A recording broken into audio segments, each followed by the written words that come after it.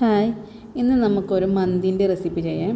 മന്തി എന്ന് പറയുമ്പോൾ നമുക്ക് റെസ്റ്റോറൻറ്റിൽ നിന്ന് കിട്ടുന്ന അതേ ടേസ്റ്റിലൊരു മന്തിൻ്റെ റെസിപ്പിയാണ്.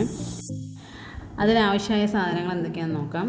നമുക്ക് മിക്സിൻ്റെ ജാറിലേക്ക് നമുക്ക് 1 ഇഞ്ച് വലുപ്പത്തിൽ ഇഞ്ചി കഷ്ണം, വെളുത്തുള്ളി 6 അല്ലി, പിന്നെ കുരുമുളക് 1.5 ടീസ്പൂണ്, ചെറിയ ജീരകം 1.5 ടീസ്പൂണ്, പിന്നെ മസാല മന്തി മസാല 3 ടീസ്പൂണ്, പിന്നെ മാഗി ക്യൂബ് 2 എണ്ണം, പിന്നെ മുളക് പൊടി കാശ്മീരി മുളക് പൊടിയാണ് അത് 1 ടീസ്പൂണ്, പിന്നെ 200 ml സൺഫ്ലവർ ഓയിലും കൂടി ചേർത്തിട്ട് നമുക്ക് നന്നായിട്ടൊന്ന് മിക്സിയിൽ അടിച്ചെടുക്കാം.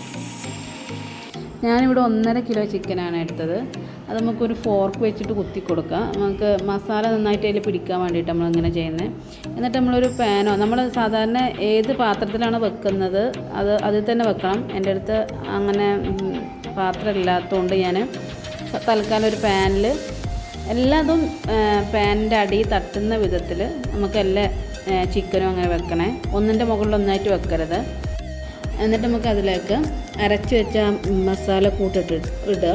പിന്നെ നമുക്കതിക്ക് ക്യാപ്സിക്കം 2 ക്യാപ്സിക്കം നല്ല ചെറുതാക്കി തന്നെ അരിയണേ.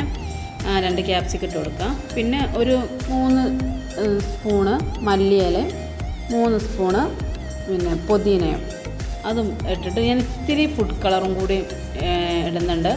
നമ്മളെ വീഡിയോക്ക് ഒരു കളറിന് വേണ്ടിയിട്ട് നമ്മൾ ഇടുന്നത്. അത് ഓപ്ഷണലാണ്. നമ്മൾ വീട്ടിൽ വെക്കുമ്പോൾ അത് ഇടണമെന്നൊരു നിർബന്ധമില്ല.